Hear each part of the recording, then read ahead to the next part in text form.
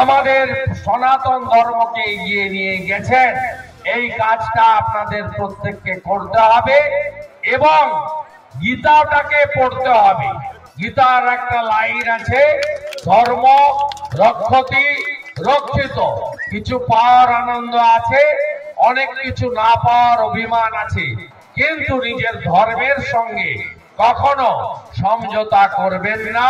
গীতা পড়বেন, বাড়িতে তুলসী স্থাপন করবেন, শাঁখ বাজাবেন, সন্ধ্যাবেলা প্রদীপ প্রজ্বলন করা, অমাবস্যা পূর্ণিমা পালন করা, কার্তিক মাস দামোদর মাস পালন করা, কীর্তন ভজনে অংশগ্রহণ করা, রামায়ণ মহাভারত রামচরিত মানস হনুমান চালিসা এগুলোতে নিজেকে কিছুটা যুক্ত করার মধ্য দিয়ে আমাদের দেশের এই সনাতনী সংস্কৃতিকে আপনারা অক্ষয় অমর করে রাখবেন।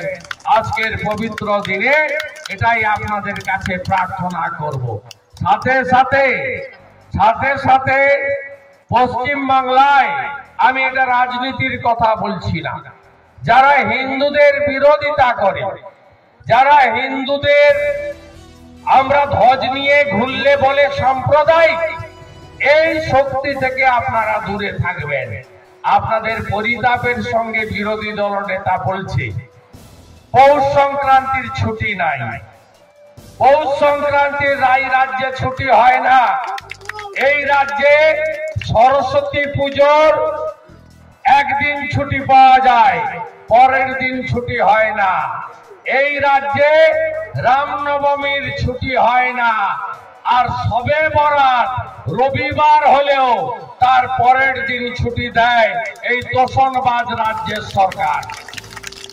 আমরা অন্য ধর্মের প্রতি শ্রদ্ধাশীল, একদিন কেন 4 দিন ছুটি দিন না।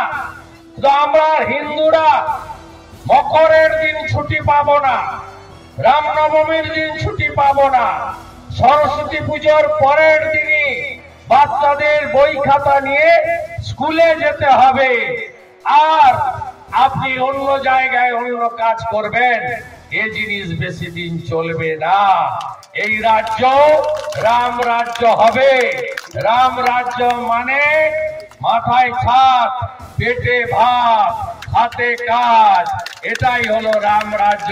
সবাই ভালো থাকুন। গঙ্গা মাই কি, গঙ্গা মাই কি, গঙ্গা মাই কি, গো মাতা কি, গো মাতা কি, গো মাতা কি। জয় শ্রী রাম, জয় শ্রী রাম, জয় শ্রী রাম।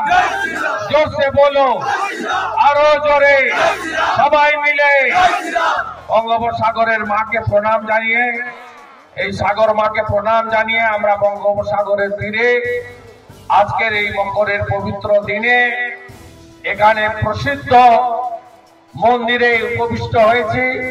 আগামী দিনে এই মন্দির সংস্কার করার জন্য বিধায়ক, পঞ্চায়েত সমিতির কর্মাধ্যক্ষরা, প্রধান, আমরা সবাই অঙ্গীকারবদ্ধ থাকলাম আপনাদের পাশে থাকার জন্য। সবাই খুব ভালো থাকবেন। ভারত মাতা কি, ভারত মাতা কি।